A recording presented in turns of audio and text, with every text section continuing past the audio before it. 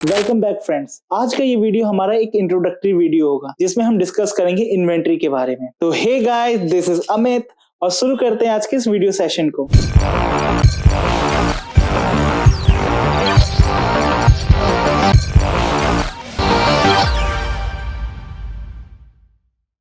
किसी भी चीज के लिए एक इन्वेंट्री क्या होता है या किसी कंपनी के लिए एक इन्वेंट्री क्या होता है, ये इन्वेंट्री लगता भी है तो किन चीजों पे लगता है, गुड्स पे लगता है या सर्विसेज पे लगता है। यानी कि इन्वेंट्री क्या है, गुड्स हैं या सर्विसेज हैं, ये सभी चीज हमें काफी प्रॉब्लम में डाल देती है। हमें इन्हीं सारी चीजों के बारे में जानना काफी जरूरी हो जाता है। तो देखिए, एक आसान भाषा में अगर समझे तो इन्वेंट्री आपका एक करेंट एसेट होता है, यानी कि किसी कंपनी के लिए इन्वेंट्री एक एसेट के समान होता है। अब इसमें इन्वेंट्री किस तरीके से आपका वर्क करता है ये समझते हैं। इन्वेंट्री आपका एक फिजिकल स्टॉक होता है। जैसे एक एग्जांपल लेते हैं, एक बोतल मैन्युफैक्चरिंग करने वाली एक कंपनी है, तो उस कंपनी में बोतल्स किस तरीके से एक इन्वेंट्री का रोल अदा करेगा। तो इस चीजों को समझते हैं हम तीन पार्ट्स में। पहला होता है हमारा रॉ मटेरियल, दूसरा होता है हमारा सेमी फिनिश गुड या फिर कह सकते हैं कि हम वर्क इन प्रोग्रेस गुड्स, और तीसरा होता है हमारा फिनिश गुड्स। अब यहाँ पर जिस तरीके से अब आपके सामने प्लास्टिक के मटेरियल्स हैं, ये आपका रॉ मटेरियल्स होता है, और उसके बाद जब वो एक रनिंग स्टेज में हो, जिसमें वो एक मैन्युफैक्चरिंग के प्रोसेस में होता है, तो उसे हम कहते हैं सेमी फिनिश गुड्स। और फिर उसके बाद जब वो फाइनली तैयार हो जाता है तो वो कहलाता है फिनिश गुड्स। अब यहाँ समझते हैं कि इन्वेंट्री किस तरीके से फर्क कर रहा है। अब यहाँ पे जो रॉ मटेरियल है या फिर एक फिनिश गुड है, ये कंपनी का इन्वेंट्री है,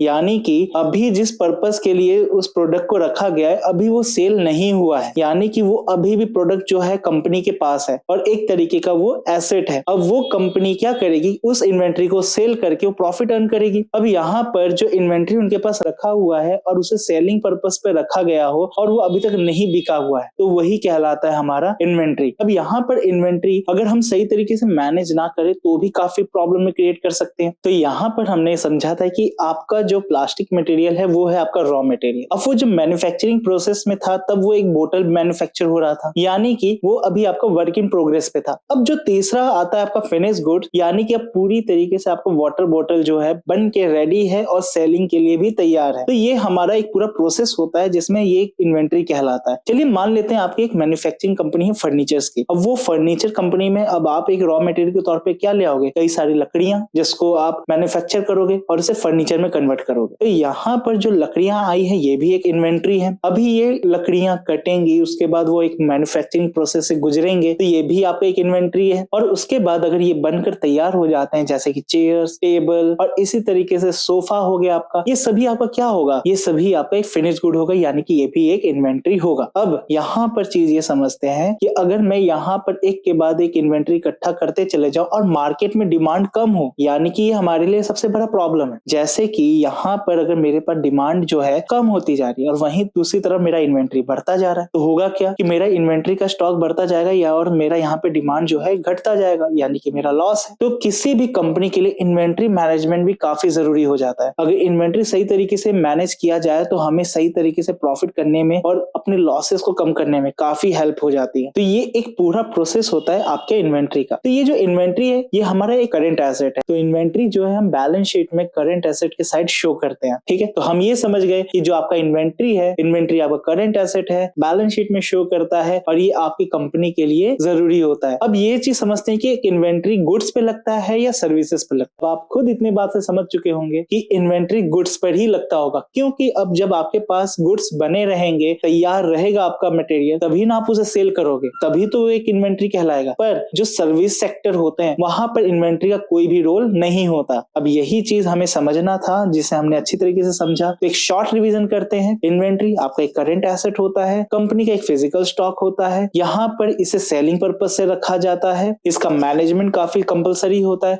अगर मैनेजमेंट सही हो तो हम प्रॉफिट मैक्सिमाइज कर सकते हैं, अगर सही तरीके से अगर हम इसे मैनेज ना करें तो हमें लॉस ही होगा, यानी कि डिमांड कम और सप्लाई ज्यादा, तो क्या होगा, आपका लॉस ही होना है। अब यहाँ पर चीज समझते हैं कि हम जब टैली प्राइम में इन चीजों को करते हैं तो वहां पर हम इन चीजों को किस तरीके से डिफाइन करते हैं। तो उसमें जब हम एक कंपनी क्रिएट क्रिएट करते हैं तो हम कंपनी क्रिएट करने के बाद वहां इन्वेंट्री को क्या करते हैं, इनेबल करा देते हैं। और जब हम इन्वेंट्री इनेबल करा देते हैं तो मास्टर्स में हम क्रिएट पे जाते हैं। तो वहां क्रिएट में आपको, तो वहां पर जब आप क्रिएट पे जाते हैं तो वहां पर आपको stock category, stock item, groups, unit और गोडाउन जैसे ऑप्शंस देखने को मिल जाते हैं। अब यहाँ पर इन सारी चीजों को एक समझते हैं कि ये क्या होते हैं। तो चलिए इसमें एक चीज पहले ये समझते हैं कि एक ग्रुप क्या होता है। जैसे हम कहते हैं एक बॉयज का ग्रुप होता है, एक गर्ल्स का ग्रुप होता है, या फिर हम कहते हैं एक लॉयर्स का ग्रुप अलग होता है, डॉक्टर्स का ग्रुप अलग होता है। यानी कि हमने एक तरीके से ग्रुप डिफाइन कर दी, एक समूह को बता दिया। चलिए तो एक एग्जाम्पल से समझते हैं। मेरा एक शॉप है जहां पर मैं लैपटॉप जो है सेल करता हूं। तो यहाँ पे जो लैपटॉप है मेरा, वो लैपटॉप होता है मेरा ग्रुप, यानी कि स्टॉक ग्रुप। अब मैं जो लैपटॉप सेल कर रहा हूं तो जरूरी नहीं है ना कि सिर्फ लैपटॉप ही एक कंपनी है। तो लैपटॉप में तो कई सारी कंपनीज आती हैं जो मैन्युफैक्चर करती है किसको, लैपटॉप्स को। तो यहाँ पर जिस तरीके से डेल हो गया, एचपी हो गया आपके पास, फिर इसी में आपका सोनी आ जाता है। इसी तरीके से मल्टी ब्रांड्स कंपनी है जो लैपटॉप को जो है मैन्युफैक्चर करती है। यानी कि मेरा जो लैपटॉप है ये कहलाएगा मेरा स्टॉक ग्रुप। और उसके बाद जो उसके अंडर आते जो अलग अलग कंपनी के ब्रांड्स हैं जो लैपटॉप मैन्युफैक्चर्स करती हैं, उसे हम कहेंगे सब ग्रुप। अब यहाँ पर अब ये समझने वाली चीज है कि जैसे मैं एक एग्जांपल यहीं पे पूरी एक चार्ट आपके सामने रख देता हूँ। अब जो मेरे पास जो यहाँ पे लैपटॉप है, लैपटॉप मेरा क्या कहला रहा है, स्टॉक ग्रुप। अब उसके अंडर जो है मेरा डेल जो है सब ग्रुप कहलाएगा। अब पर ये जो डेल है इसमें दो कैटेगरीज आ जाती है। यानी कि जो डेल के जो अलग अलग कैटेगरीज के मैं लैपटॉप सेल करता हूँ, फॉर एग्जाम्पल एक करता हूँ मैं डेल इंस्पिरॉन और वहीं दूसरी तरफ मैं सेल करता हूँ डेल एलियनवेयर। तो यहाँ पर जो ये दो मैंने नाम बताए, यानी कि ये मेरे दो क्या कहलाएंगे, स्टॉक कैटेगरीज। अब यहाँ पर जो डेल इंस्पिरॉन है,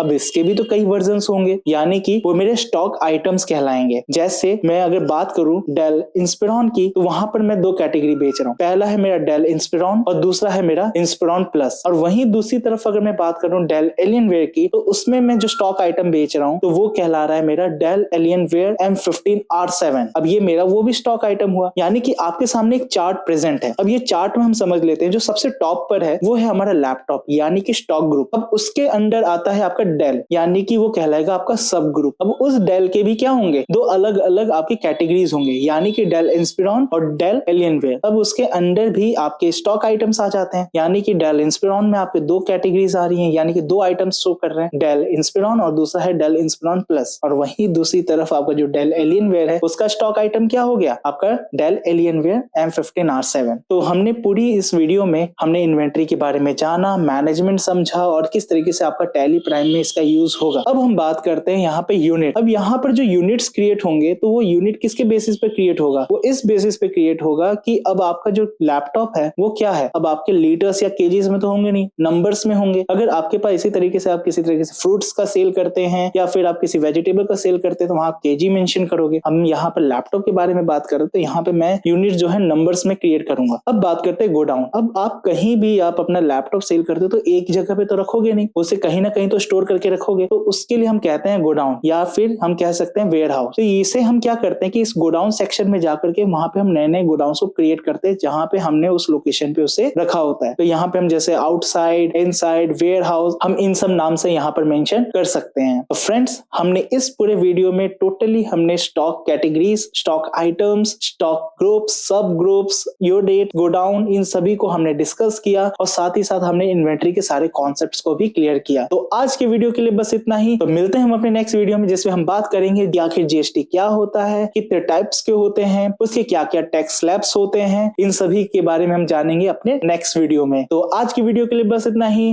तब तक के लिए बाय बाय। कोई भी सपना साकार करने के लिए सबसे जरूरी है सही कोच का होना।